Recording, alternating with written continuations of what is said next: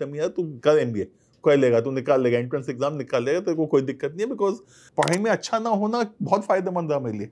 खुश कौन नहीं है, बच्चों को बाद में पता चलता है हमको हमारी अहमियत क्यों है, क्योंकि स्कूल कॉलेज अच्छा काम नहीं करते इसलिए हमारी अहमियत है। हम लोग तो इन्वर्टर की तरह, बिजली आ रही तो हमें कोई नहीं पूछेगा, क्योंकि बिजली नहीं आ रही इसलिए इन्वर्टर की अहमियत है। एंड जब मैंने MBA करने के लिए गया HPCL छोड़ के, उस टाइम पे मेरी my salary would have been about, कितनी होगी, अबाउट 35,000 रुपये साल की होगी, ठीक है। MBA के बाद that became about 1.7 lakhs. Personally speaking, I find IIMs being a little greedy in terms of the kind of fees. ये कहना कि नहीं लोन मिल जाता है is not good enough. So welcome everybody to this podcast by Career Launcher. This is the first session of this podcast, and today we are fortunate enough to have a person with us who has spent 30 years in teaching industry. He is a founding member of a company we all know as Career Launcher. So I welcome you, GP sir, to this podcast. I really appreciate the time you have taken out to meet us. Thank you very much. Thank you. Sir, how are you doing today? बस ठीक चल रहा है, things are fine. Thank you. Okay, so मेरा ये मानना है कि हमने आपका पूरा कंटेंट बहुत देखा है, ऑनलाइन आपकी बहुत इन्फॉर्मेशन अवेलेबल है, बहुत कम चीज़ें बची है जो हम टच कर सकते हैं, but still we have found few things to touch upon. तो हम शुरू करेंगे कि आपके वेयर वर यू बोर्न, आपकी फैमिली उस टाइम पे क्या माहौल था घर का और क्या सेटअप था घर का, क्योंकि मेरा ये मानना है कि first 18 years of your life shape up you as a person. So they are the most important times of your life. तो उसके बारे में आप बताइए कि आपका जन्म कहाँ हुआ और what kind of family was that और घर का माहौल क्या था? Right. Okay, so born in Delhi, ठीक है, and पुश्तैनी दिल्ली से ही है, maybe for more than 150 years or so. My great grandfather migrated from somewhere in Punjab to Delhi, and तब से हम लोग यहीं पे हैं and stayed in Paharganj. And शायद इसीलिए जो है पहाड़गंज के एक छोले भटूरे की दुकान है, that's something I really enjoy. And anyone in Delhi I will always say Diwan Chand Sitaram के छोले भटूरे पक्का खाओ, because you will not get that kind of chole bhature anywhere in the world possibly, ठीक है। But that is one part of the story. And interestingly the place पे our ancestral home was, that place was called पुरियों की गली, क्योंकि सब पूरा extended family used to be there. अब तो शायद कोई नहीं बचा है वहाँ पे, but that was the place. However, my father was in Indian Oil, and which meant every couple of years there would be a transfer to a new place. So मैं वहाँ पे कम रहा हूँ and traveled a lot.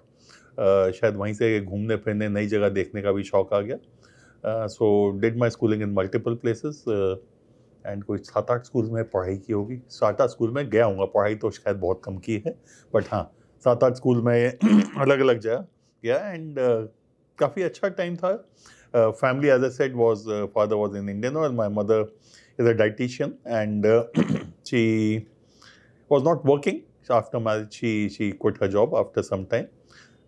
But normal घर जैसे होते हैं, normal family, middle class, focus थोड़ा बहुत पढ़ाई पे था, मेरा नहीं था, बट फैमिली का था कि थोड़ा पढ़ना लिखना चाहिए है, स्पोर्ट्स वगैरह सब चीज़ पे था। So I would say absolutely normal childhood, and good thing was both my parents supportive in everything. कुछ करो, नया करो, करना है जो करना अपनी मर्जी से करो। कभी कुछ इम्पोज नहीं किया कि यही करना चाहिए है। would give the guidelines and leave it to me to decide, and leave it to, or in fact everyone, my brother, my younger sister, सबके पास था opportunity to decide what they want to do. So I think that flexibility is something which was always there with us उसमें। And शायद बाकी दोनों तो पढ़ाई कर लेते थे, मेरे से नहीं होती थी, मैं बाकी सब चीज़ में घुसा रहता था। The only thing which differentiated me at that point of time was my habit of reading. I was always an introvert, दोस्त बनाने में तकलीफ होती थी, किताबों में पढ़ने का बहुत शौक था। So somewhere around I think 6-7 years तब से पढ़ने का शौक चढ़ गया था। एंड अमर चित्र कथा, इंग्लिश, हिंदी नॉवेल्स, हर तरह की नॉवेल्स पढ़ी हुई हैं। एंड इवन जो कॉमिक्स मैगजीन्स होती हैं, सब कुछ जो है, I don't know if those magazines और those comics still exist, but हाँ करी हुई हैं। एंड जैसे कि हिंदी में जो आजकल पता नहीं आता भी है कि नहीं, चंपक, नंदन, लोटपोट, दीवाना, ये सब पढ़ता था। इंग्लिश में again there was to be Amar Chitra Katha, most of the time was in English, but apart from that general books वगैरह न्यूज़पेपर पढ़ने की आदत शुरू से हो गई थी 71-72 से, नॉट 5-6 आई थिंक, या 71 बॉल हुई थी, 72 में we move to Delhi, and तब से पढ़ने का मेजर शुरू हुआ, और जिससे पहले भी था बट बेसिक इस टाइम पे शुरू हुआ. So I would say reading has been something which has stayed with me throughout, and sports वगैरह सब में बहुत कुछ किया लेकिन कुछ किया नहीं है, यानी खेलते थे, मस्ती मारते, but nothing beyond that. So that's basically what my childhood was. So sir, आपने हमेशा बोला है कि जब आप स्कूल में थे तो आप, अगर स्कूल में 30 बच्चे होते थे क्लास में, तो आप 30वां होता था मैं, 30वां होता था. अगर पास हुए तो. नहीं, आप हमेशा पास. मैं पास होता था तो आखिरी पास होने वाला मैं ही होता था. ऐसा कुछ नहीं है कि बहुत कमाल का था पढ़ाई में, नहीं पढ़ता था, बहुत सिंपल था. तो फिर इंजीनियरिंग में आपने कैसे अपने आप को कैटेपुल्ट कर दिया एकदम? नहीं, एक्चुअली मैथ्स मुझे शुरू से आती थी, कभी मेहनत नहीं करनी पड़ी मैथ्स के लिए. नंबर आए ना आए, लोगों को पढ़ा भी देता था, थोड़ा बहुत ज्ञान भी बांट देता था मैथ्स में. Another subject that I really enjoyed and again school में वाज, अभी पॉलिटिकल साइंस कहते हैं, तब स्कूल में सिविक्स कहते थे, हिस्ट्री थी. Again these are subjects which I always enjoyed. Never studied, मैंने से नेवर स्टडीड कि ये नहीं कि चल कल एग्जाम में बैठ के पढ़ो या स्कूल से आके बाकायदा होमवर्क करो, ये सब कभी कुछ नहीं करता था. Then that's reflected in the marks also, कि जब कुछ काम ही नहीं किया तो नंबर क्यों आएंगे. ठीक है, सो नंबर ना आने का कारण बहुत सिंपल था, काम नहीं करता था उसमें. ठीक है, that's the simple rule. So subjects कुछ कुछ पसंद थे, उनमें अपने आप हो जाता था. मैथ शुरू से शौक था, एंड समय शायद दिमाग में कहीं बचपन से फैमिली या कहीं से दिमाग में बैठा होता इंजीनियरिंग करनी है. However, marks in 12th was so great कि कहीं कुछ एडमिशन तो मिलना नहीं था. ठीक है, एंड उसके बाद शायद मैंने चेंज करना शुरू किया. एक्चुअली उस 12th में मेरे को 2 झटके लगे. One, more than engineering I was very very keen to join NDA. ठीक है, एंड पहली बार रिटन टेस्ट क्लियर हो गया, गए सब करके आए, एसएसबी में रिजेक्ट हो गए. ठीक है, 12th में एक और अटेम्प्ट दिया, तब भी यही हुआ.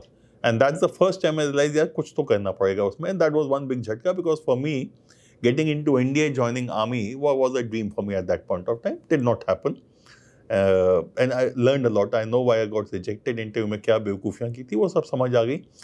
And वो फिर बाद में यहाँ पे भी काम आती है बहुत. ठीक है, then it became कि immediately after that, I don't remember कौन सा महीना, I think October, November, December कभी करा होगा. उसके बाद March, April next year board exams of 12th, and the results were obvious because पढ़ाई नहीं की थी, तो उसी वजह से हुआ. So then I possibly started looking at things कि क्या करना है. So joined Punjab University. Punjab University में तब 12th नहीं होती थी. In Punjab if you need to do engineering, you had to do after 11th, you had to do what is called pre engineering. Okay, then it was Punjab. India में तब सब जगह 10+2+3 नहीं सिस्टम हुआ था. Punjab was 10+1+, if you want to do engineering +1 and then engineering, और 10+1+3. So if you wanted to go for honors courses or professional courses, then you had to do 12 years of schooling, and 11th के बाद आप 12th में जाते थे pre engineering में, which was a effectively first year BSc. So आप वो pre engineering करके इंजीनियरिंग में एडमिशन ले सकते थे, और you would continue and finish your BSc. So I joined pre engineering वहाँ पे, एंड वहाँ पे पहली बार जिंदगी में पढ़ना शुरू किया कि बाकायदा पढ़ना क्या होता है, वहाँ पे शुरू किया. एंड सब्जेक्ट्स थोड़े बहुत आते थे, and the only thing I made a small change in the way of working was, जब तक स्कूल में थे 3री, 4थी, 5वीं बेंच में कहीं पीछे बैठ गए दोस्तों के यारों के साथ हो. तो out here in pre engineering, and that continued in my engineering also, I just change the way I used to do things. Couple of things. One, पहली बेंच पे बैठना है. The moment you are sitting on the front bench, you don't have an option but to listen to the teacher, to the professor. जो कह रहे हैं सुनना है, करना है. तो ऑब्वियसली दिमाग में कुछ तो घुसेगा.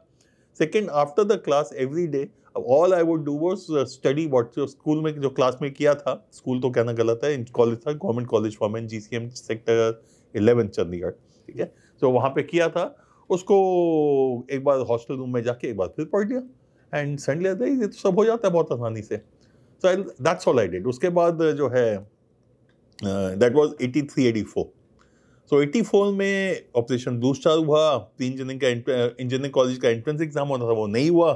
हमारे प्री इंजीनियरिंग के एग्जाम्स भी जो थे फर्स्ट ईयर वाले, वो पोस्टपोन हो गए. They happened sometime in, if I remember correctly, जुलाई और अगस्त. पेपर हुए, उसके मार्क्स आए, उसके मार्क्स के बेस पे केमिकल इंजीनियरिंग में एडमिशन मिली, and that is how it started. And the same thing continued even in engineering, कि बस दोस्त यार सब अच्छे हैं, क्लास के अंदर किसी को नहीं जानता, आगे बैठना है फर्स्ट और सेकंड बेंच, क्योंकि फर्स्ट बेंच में लड़कियां नॉर्मली बैठ जाती थी सारी, तो सेकंड में बैठ के ठीक है, कोई प्रॉब्लम नहीं है. पर्पस ये था कि क्लास में जो उधर सुनना है, हॉस्टल रूम में जाके एक बार पढ़ के उसी को देख लेना. फ़ायदा इसका सबसे बड़ा ये होता था कि I was never under pressure for that matter to prepare for exams. जो किया है एग्ज़ाम के पहले एक बार फिर से रिवाइज कर लिया, देख लिया, हो गया, काम खत्म हो गया। और वहाँ पे पढ़ाने की आदत भी बहुत पड़ गई, बिकॉज इंजीनियरिंग कॉलेज में इन जनरल खास तौर से फर्स्ट ईयर में लोगों को पढ़ने वगैरह का शौक नहीं होता है, नए नए हम सब आज़ादी मिली होती है, तो ठीक है। तो वहाँ पे अपने बैचमेट्स को पढ़ाना शुरू कर दिया कि अच्छा कल का पेपर है, सेमेस्टर एग्जाम है, उसमें ये करना है, ये चीज़ें करके जाओगे, ये करो। उनको समझा भी देता था क्या करना है, then things started falling in place. So that's the story of my academic with respect to this part. तो आप क्लास में तो अपने इंजीनियरिंग क्लास में हमेशा हीरो रहे होंगे? हीरो कुछ नहीं है, ऐसा कुछ नहीं। पढ़ने लिखने वाले कभी हीरो नहीं होते हैं, ठीक है। पढ़ाने वाले की लोगों को याद आ जाती है जब एग्जाम होता है, ठीक है। बट हीरो हमेशा होते हैं जो स्पोर्ट्स में अच्छे होते हैं, गाना गा सकते हैं, इंस्ट्रूमेंट बजा सकते हैं, वो सब होते हैं हीरो, ठीक है। हाँ, but yes I had a special place in the class because सबको मालूम था पास करा देगा ये। And then I was very active in sports again. कुछ बहुत अच्छा कुछ नहीं खेलता था, but I always used to be, I played quite a few things. Football खेलता था, गोलकीपर था, क्रिकेट नहीं आता था तो चलो बाकियों के साथ उनमें कर दिया। स्कूल आजकल तो ठीक है सब कुछ होता है, उस टाइम पे इतनी लंबी किताब होती थी जिसपे स्कोर लिखा जाता था, एक एक का नाम होता था, एक एक बॉल होता था। तो I was the official score keeper also. तो जो नहीं आता था I was always part of the team उसमें। एंड सो बस यस, हाँ, तो ये कहानी है कॉलेज की। सो आई वुड अज्यूम कि आपका माइंड बेसिकली, आपका ग्रास्पिंग पावर अच्छा होगा। हो सकता है, होना चाहिए। यानी जहाँ देखो ये ना, ये कहानी होती है कि कुछ ज़्यादा इंटेलिजेंट होते हैं, जो जब काम कर लेता है ना वो इंटेलिजेंट हो जाता है। एक्सपीरियंस, इंटरेस्ट, आप इंटरेस्ट लोगे हर चीज़ आसान है। या some of us have a disability और एक्सेप्शनल पावर सहीं पे, कि जैसे कुछ लोगों को मैथ्स नहीं समझ आती, उनकी वायरिंग गलत है, कुछ नहीं कर सकते आप उसका। सिमिलरली कुछ को बहुत अच्छी समझ आती, उनकी वायरिंग बहुत कमाल की है, ठीक है। So if you remove those exceptions, apart from these exceptions, I believe that practically everyone is at the same level. कहानी खाली है आपने काम किया कि नहीं किया, आपने मेहनत किया कि नहीं किया। आप काम करोगे आपको रिजल्ट मिल जाएगा, नहीं करोगे नहीं मिलेगा, फिर दूसरों को ब्लेम नहीं करना चाहिए। बिल्कुल बिल्कुल। तो सर फिर आईएम की कहानी बताइए, आईएम में कैसे आप लाइक ओके देखो, एमबीए करने का बिल्कुल शौक नहीं था मुझे, मेरा बिल्कुल इरादा नहीं था एमबीए करने का। इनफैक्ट इंजीनियरिंग में I really enjoyed those 4 years of engineering. Engineering बहुत अच्छी लगी और इन हाइंडसाइट मैंने को हमेशा लगता है कि अच्छा ही कि इंजीनियरिंग कर ली, क्योंकि मज़ा आया। नॉट ओनली दोस्त यार वो सब ठीक है, लेकिन 4 साल जो इंजीनियरिंग में सीखा वो भी बहुत अच्छा था। So I just wanted to work as an engineer, so I joined Hindustan Petroleum. वहाँ पे क्या कहते हैं, I was working there for about 2.5+ year, पौने 3 साल के करीब काम किया है। And what I was realise very soon वहाँ पे यार कि यार ये गलत जगह शायद आ गया। गलत इसलिए नहीं कि काम अच्छा नहीं था, कुछ और। It was a typical public sector वहाँ पे, यानी कि वो जो रिवॉर्ड एंड पनिशमेंट वाले का फंडा थोड़ा गोल था उनका। एंड वो शायद ज़्यादातर पब्लिक सेक्टर्स में होता है कि beyond the point they can not push you also, because Bharat सरकार का है तो रिस्ट्रिक्शंस होती हैं सीनियर्स पे भी, एंड बियॉन्ड द लेवल वो आपको कुछ कह नहीं सकते। तो कहानी ये हो जाती थी, रात को नाइट शिफ्ट पे आधे से ज़्यादा लोग सो रहे होते थे, मैं जागा होता था, सीख रहा होता था, काम कर रहा होता, कुछ लोग और थे। तो आई will say about 70% people sleeping, 30% were working और डूइंग समथिंग जिनको था। तो मैं नहीं चाहता था मैं वैसा ही बन जाऊँ कि मेरी ज़िंदगी यही हो जाए कि आके प्लांट में सो जाऊँ, वो मेरे को नहीं पसंद था। सिमिलरली आई ऑल्सो रियलाइज कि अगर आप काम करते हो तो कभी ना कभी गलती करोगे और गलती आपके अगेंस्ट जाएगी। अगर नहीं करो, काम ही नहीं करोगे तो गलती भी नहीं होगी, तो कभी भी अच्छा चलेगा। But basically I did not think यार ये इस तरह के एनवायरनमेंट में मैं बहुत ज़्यादा रह सकता हूँ। So then I decide to do an MBA। उससे पहले ये भी रियलिटी है कि my brother, specially my brother and my father, both of them were after me, यार तू कर MBA, कर लेगा, तू निकाल लेगा, एंट्रेंस एग्जाम निकाल लेगा, तेरे को कोई दिक्कत नहीं है। बिकॉज नंबर आते ना आते हो, मगर ये जरूर था कि कोई भी एंट्रेंस एग्जाम होता था एप्टीट्यूड वाला, नॉट इंजीनियरिंग टाइप्स जो है, जो अपने फिट JEE टाइप नहीं, वो नहीं निकलते थे मुझसे, वो नॉलेज की खेल था। और जहाँ पे भी एप्टीट्यूड वाले होते थे सारे निकालते था। इंडिया भी उसी तरह से निकला था मेरा, एंड सिमिलरली फॉर अदर्स। तो my brother specially was very very keen किया तो कर MBA तो कर लेगा, तो बट उस टाइम पे नहीं किया, उस टाइम पे अपनी जिद थी। तो 2 साल बाद अक्ल आई कि यार भाई ठीक बोल रहा था, करना चाहिए था। तो तब जाके कैट की तैयारी की एंड निकाला, एंड आई एम बैंगलोर हो गया तो उठ के चल दिए फिर। So that's the story of my MBA कि I could not see my self fitting in there. And second part उसका वो भी आ जाता है कि कहीं अप्लाई करते थे तो ऐसा तो नहीं कि मैं कोई टॉप इंजीनियरिंग कॉलेज से था। पंजाब यूनिवर्सिटी गुड कॉलेज, सब कुछ ठीक है, एवरेज है, अबव एवरेज है, बट टॉप नहीं है। एंड इसलिए अपॉर्चुनिटीज भी कम मिलती थी कि टॉप का नहीं था। तो मैं कहा इस बार MBA करना है तो फिर ऐसी जगह से करना होगा जहाँ लोगों को बताना ना पड़े। आज भी लोगों को कंफ्यूजन है कि मैंने इंजीनियरिंग कहाँ से किया और क्या है। आधे ज़्यादा लोग बोलते हैं पंजाब इंजीनियरिंग कॉलेज, आधे ज़्यादा क्यों 90% पंजाब इंजीनियरिंग, जबकि पंजाब इंजीनियरिंग कॉलेज से नहीं हूँ मैं। तो लोगों को हमेशा समझाना पड़ता नहीं, पंजाब यूनिवर्सिटी में केमिकल इंजीनियरिंग का अलग डिपार्टमेंट है, मैं वहाँ से हूँ, पंजाब इंजीनियरिंग कॉलेज से नहीं हूँ। मैंने भी पैक ही समझा था पहले। सब यही समझते हैं, प्रॉब्लम यहीं पे है कहानी उसकी कि सबको लगता है पैक है। तो मैं कहूँ इस बार एमबीए ऐसी जगह से कहना है कि लोगों को समझाना ना पड़े कहाँ से कर रहे हो। तो इसलिए कैट पे थोड़ा सा ध्यान दिया।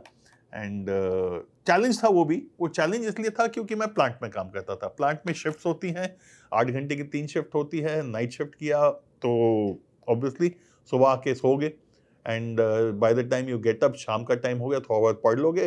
बट सबसे बड़ी प्रॉब्लम होती थी आपकी डे शिफ्ट होती थी, क्योंकि डे शिफ्ट में हो और शाम की शिफ्ट में इवनिंग शिफ्ट में कोई नहीं आया है तो किसी को तो रुकना पड़ेगा, because plant can not be abandoned. And वहाँ पे प्रॉब्लम ये आ जाती थी कि I was a bachelor, and ज़्यादातर लोग शादीशुदा थे, उनकी फैमिलीज थी, और शाम को बच्चे को कुछ कराना है, बीबी को लेके जाना है, घर वालों का कुछ करना है। तो भैया जितने बैचलर होते थे इवनिंग शिफ्ट नॉर्मली वही सबको करना पड़ता था, तो मैं भी उन्हीं में होता था, तो तैयारी नहीं हो पाती थी। तो that was one big challenge उसके अंदर। However couple of things always help me in CAT. एक दो की कहते हैं पढ़ने का बहुत शौक था, तो लोग जो बोलते हैं रीडिंग कॉम्प्रिहेंशन, मेरे को तो कभी तकलीफ नहीं हुई रीडिंग कॉम्प्रिहेंशन में, मुझे कुछ मालूम नहीं कैसे, बट मैं मतलब पढ़ के जो समझ आया उस पर आंसर किया तो वो होता था। आई थिंक वो बचपन की रीडिंग हैबिट यहाँ पे बहुत काम आई मेरे। दूसरी चीज़ थी वोकैबुलरी मेरी अच्छी थी।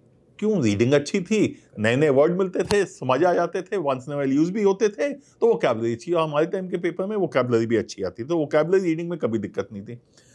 मैथ्स वगैरह मेरे से हो जाती थी हमेशा, डीआई वगैरह सब हो जाता था। और उसी टाइम पे मैंने ऐसी हरकतें करी जो मुझे बाद में पता चला लोग नहीं करते थे। मुझे बाद में पता चला कि अच्छा ये कुछ अलग सी चीज़ है, कि जैसे कि चॉइसेस उठा के यूज़ कर लिया, सब्स्टिट्यूट कर लिया, ज्योमेट्री के सवाल सॉल्व करने के, थ्योरम रट्टा मारने के, फिगर बना के कर दिया, जिसको आजकल लोग जुगाड़ कहते हैं। वो मैं तब करता था, लेकिन मुझे मालूम नहीं था ये कोई नई सी चीज़ है, अलग सी चीज़ है। मेरे लिए तो यही तरीका होता था पेपर करने का। वो आपने अपने लिए किया था? मैं बचपन से ही करता था। दूसरे उसमें भी यही है ना कि जैसे लोग चॉइसेस की बात करते हैं कि चॉइसेस कैसे यूज़ करनी है। मैं कहा मैं तो बचपन से की है। केमिकल इंजीनियरिंग की बात है, ऑर्गेनिक केमिस्ट्री के प्रोफेसर थे doctor Arun Bahl, one of the best professors.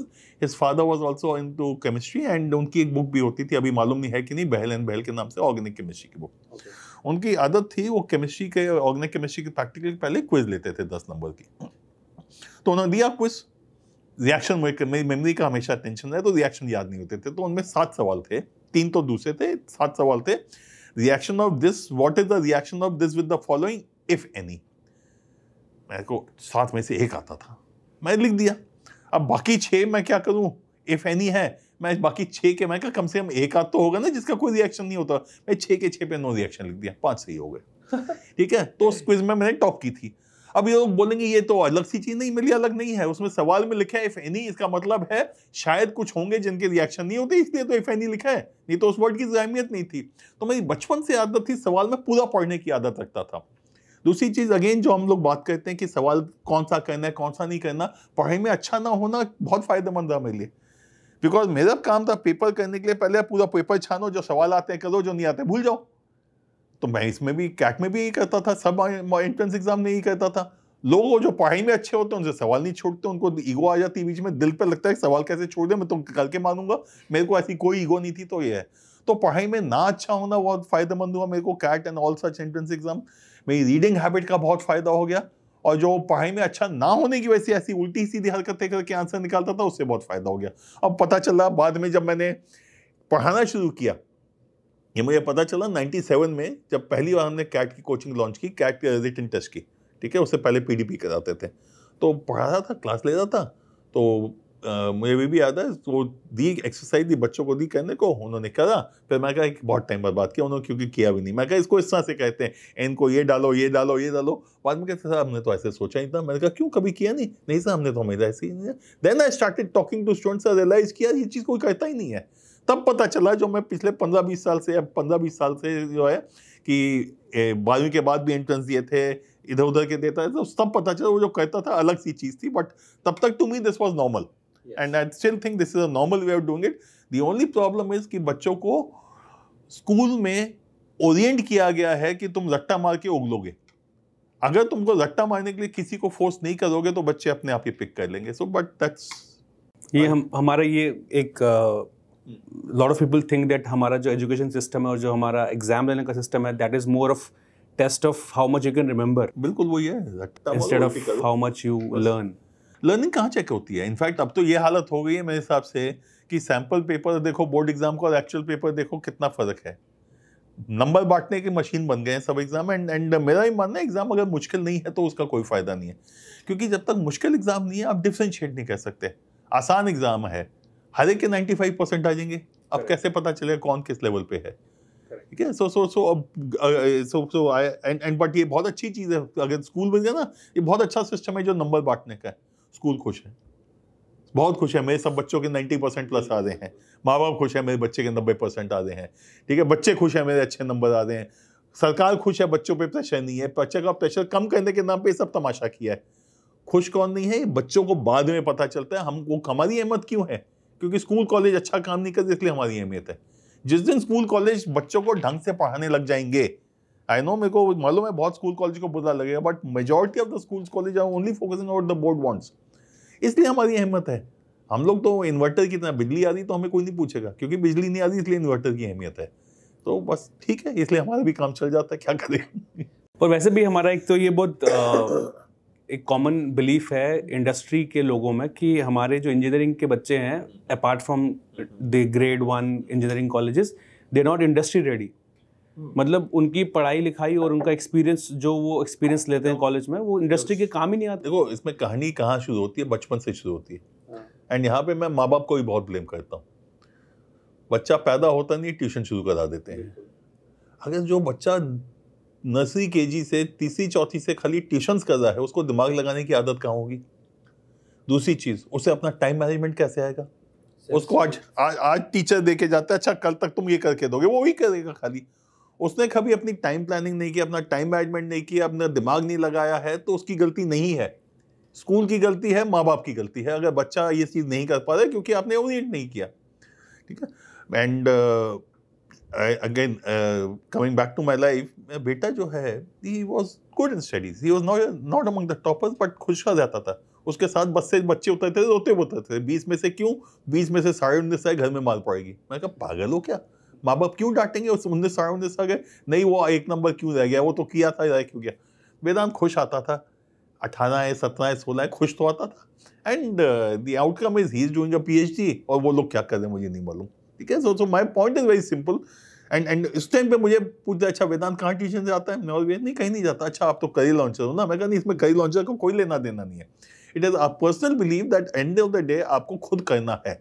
जब तक आप खुद काम करना नहीं सीखोगे नहीं होगा। ये मैं अपनी लाइफ का भी देखता हूँ पीछे, ये वहीं से आया सर, घर का माहौल वहीं से आया है यहाँ पे। क्योंकि अल्टीमेटली जो है, आप अगर पढ़ोगे, आप काम करोगे, होगा। कोई आपसे काम नहीं करा सकता, कोई आपको बैठा के पढ़ा नहीं सकता। रट्टा लगवा लोगे, नंबर ले आओगे, लेकिन दिमाग में तो नहीं घुसेगा कोई।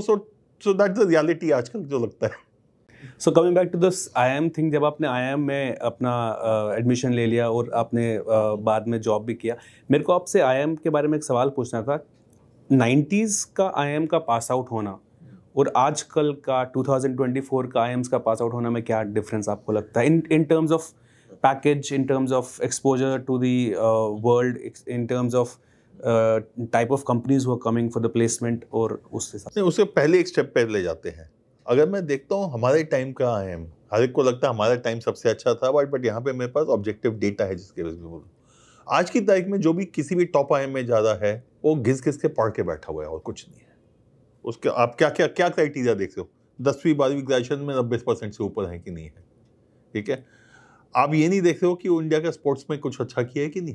वीरेंद्र रस्कीना, इंडिया का hockey captain, he could never have got into an IIM, क्योंकि IIM बोलता भैया तेरे 10वीं 12वीं ग्रेजुएशन के मार्क्स अच्छे नहीं है।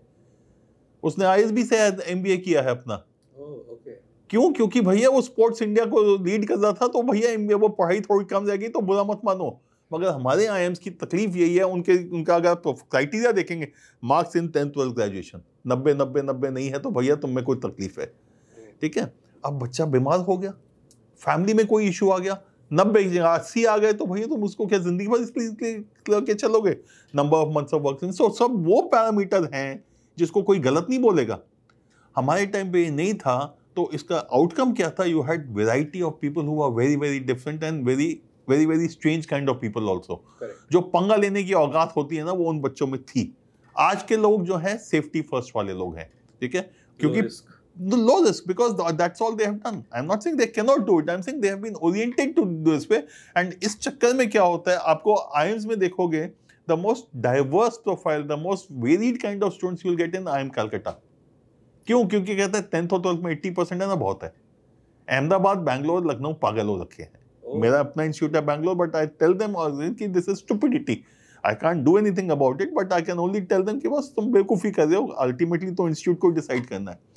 So पहली चीज ये है, now you are getting people who are only academic. I should not say only academic, they are primarily academics. Academics के बाहर बहुत कम होते हैं जो कुछ किया होता है, कुछ होते हैं, and I'm glad they are there.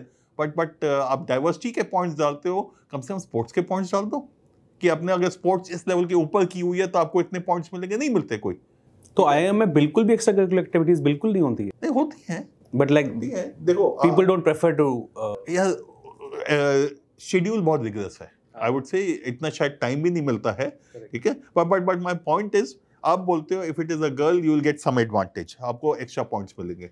आप नॉन इंजीनियर, आपको एक्स्ट्रा पॉइंट्स मिलेंगे। अगर मैं स्पोर्ट्स में नेशनल लेवल पे खेलूं तो एक्स्ट्रा पॉइंट्स क्यों नहीं देने चाहिए?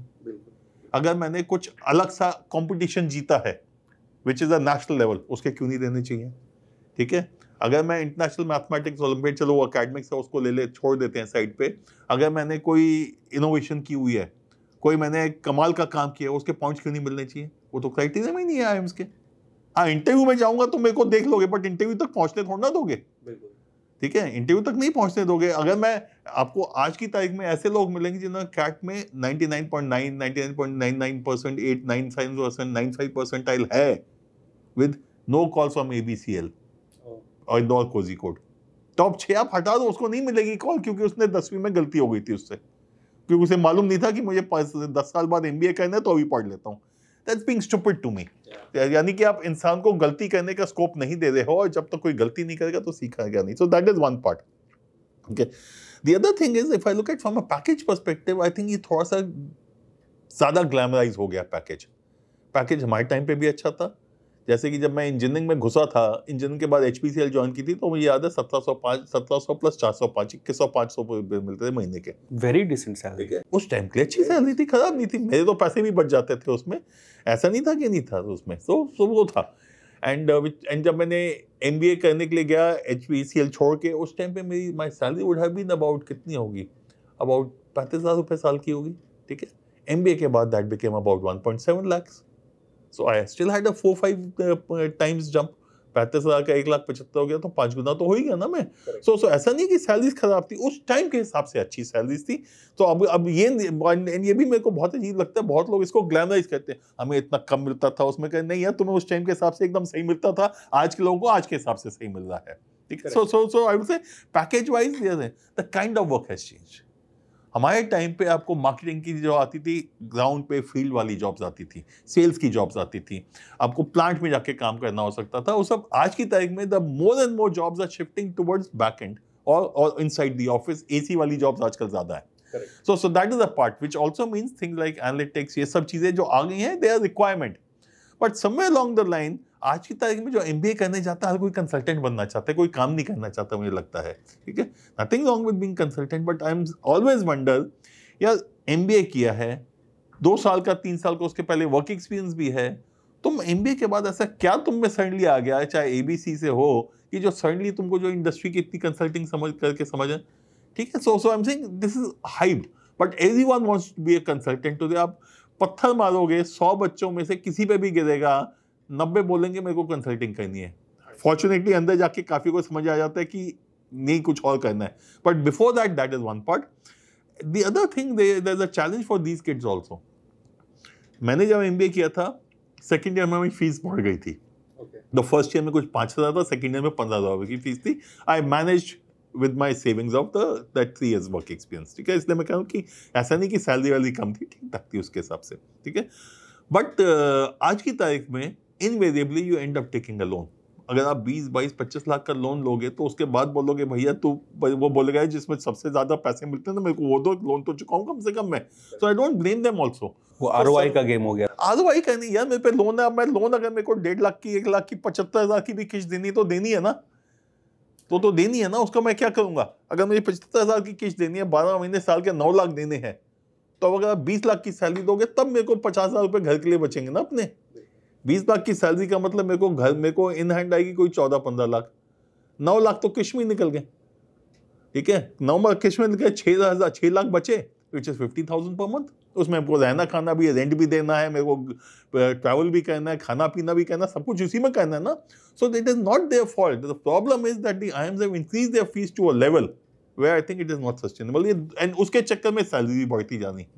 So somewhere along the line, personally speaking, I find IIMs being a little greedy in terms of the kind of fees. ये कहना कि नहीं लोन मिल जाता है is not good enough.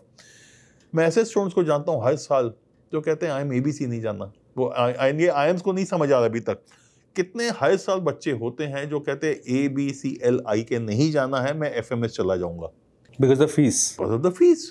FMS की फीस पे मेरा 2 साल का प्रोग्राम 4-5 लाख में हो जाएगा ना। I am okay with that, but मेरे को my family can not afford.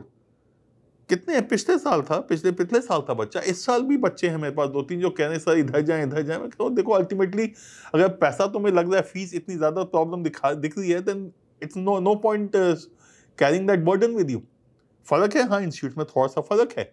There some company जो ABCL में जाएंगी, FMS में जाएंगी, थोड़ा सा नुकसान होगा, हाँ होगा, but then you have to take your call.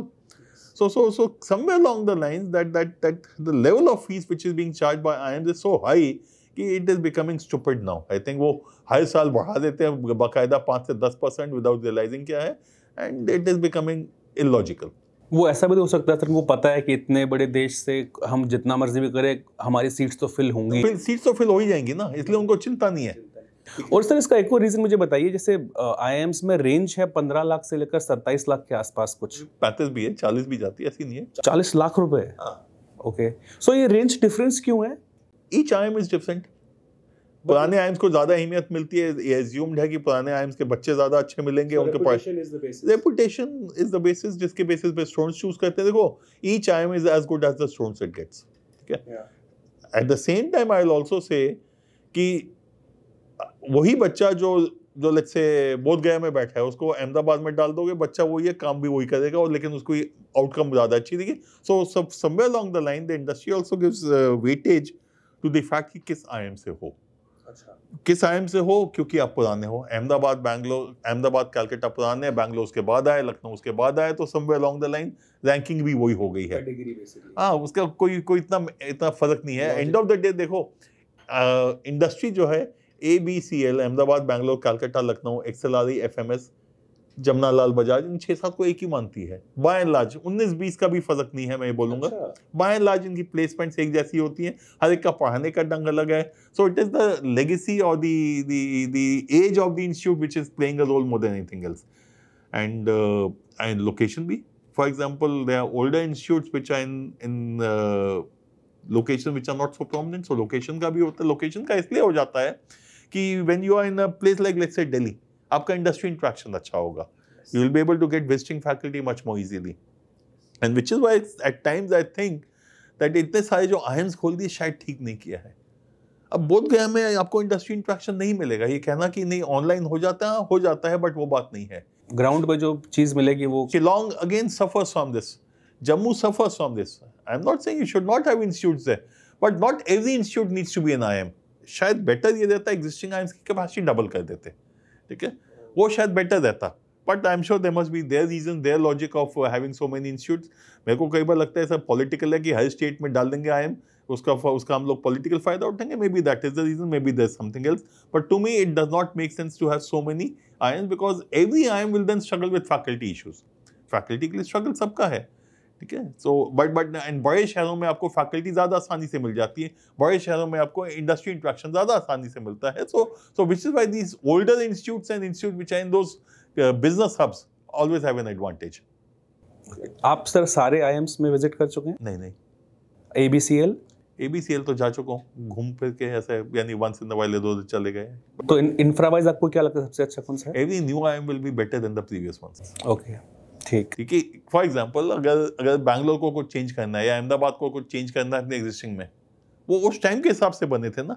आज की डेट में उसको इंफ्रास्ट्रक्चर तोड़ना पड़ेगा या उसमें वो मैनेज करेंगे किसी तरीके से, इधर से पाइप निकाल दी, उधर से वो ट्वीक कर लिया और हो गया। ट्वीक करके कर लेंगे, but every new institute will be creating an infrastructure which is as per the current requirements, so they will always be latest.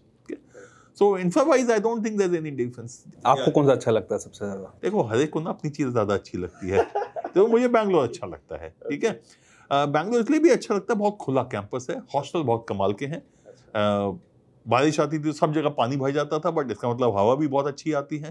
Bangalore की एडवांटेज ये भी है कि मौसम बहुत अच्छा रहता था almost through out the year, ठीक है। अहमदाबाद ठीक है, देखा है, ऐसा कुछ सोचा नहीं उसके बारे में। Calcutta again looked interesting but not the hostels. Calcutta के कैंपस वगैरह सब अच्छा है, काफ़ी खुला है, वो भी जंगल जैसा ही है, बट हॉस्टल मुझे उतने अच्छे नहीं लगे। अगेन सिमिलरली लखनऊ के। So overall I will say कि I am sure if you talk to someone from Ahmedabad, उसको अहमदाबाद का हॉस्टल ज़्यादा अच्छा लगेगा, बट ये अपना अपना है। So but to me the differentiating factor about Bangalore is the hostel बहुत खुले खुले हैं, बहुत अच्छे बने हुए हैं, well design, terrific ventilation. And एक चीज़ जो बैंगलोर की वजह से है उसका मौसम, वो उसका तो कुछ कंपेरिजन है नहीं। हाँ, शिलोंग उससे अच्छा हो सकता है, कोझिकोड का मौसम अच्छा होगा आई एम श्योर। पर्सनली आपको कौन से आईआईएम का कौन सा वाला कोर्स या स्पेशलाइजेशन आपको सबसे अच्छी लगेगी पर्सनली? आप नहीं, मेरे हिसाब से एमबीए में ना स्पेशलाइजेशन का तमाशा करना ही नहीं चाहिए है। देखो, जब भी आप तुम एमबीए करने जा रहे हो ना, तो मैं खाली 5% वाला हूँ, मैं 10% वाला हूँ। मैंने इंजीनियरिंग की थी, मेरे को 2 एक सब्जेक्ट ऑपरेशंस के किए हुए थे।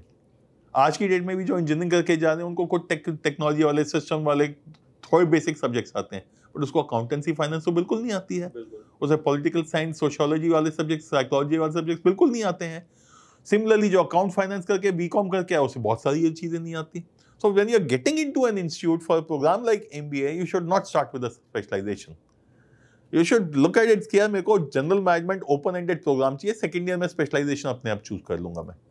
And that is what is good about most of the IIMs. हाँ, उनके स्पेशलाइजेशन वाले भी, बिजनेस एनालिटिक्स के प्रोग्राम भी हैं, बट बाय एंड लार्ज जो है most of the IIMs they are giving a general management programme कि फर्स्ट ईयर में आओ, सीखो, पढ़ो, समझो हर डोमेन के बारे में, उसके बाद सेकंड ईयर में डिसाइड करो। So it's like foundation course. It's a first year is effectively a foundation course, second year is specialization, and that is the way it should be. दो बहुत इंस्टीट्यूट्स ने लॉन्च भी किया और चलते भी हैं कि एचआर स्पेशलाइजेशन है, एनालिटिक्स स्पेशलाइजेशन है, कोई बुराई नहीं है।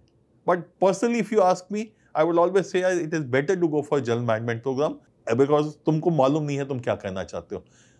एंड दूसरी चीज, उसके आज की तारीख में अगेन एक कंसल्टिंग की कहानी है सबकी। दूसरी, हर इंजीनियर को फाइनेंस में जाना होता है, बस बेसिक्स फाइनेंस के मालूम नहीं है, तो ये क्या फाइनेंस की बात कर रहे हो तुम? मैं आपसे वही पूछा था, मेरा कजिन है वो भी इंजीनियर।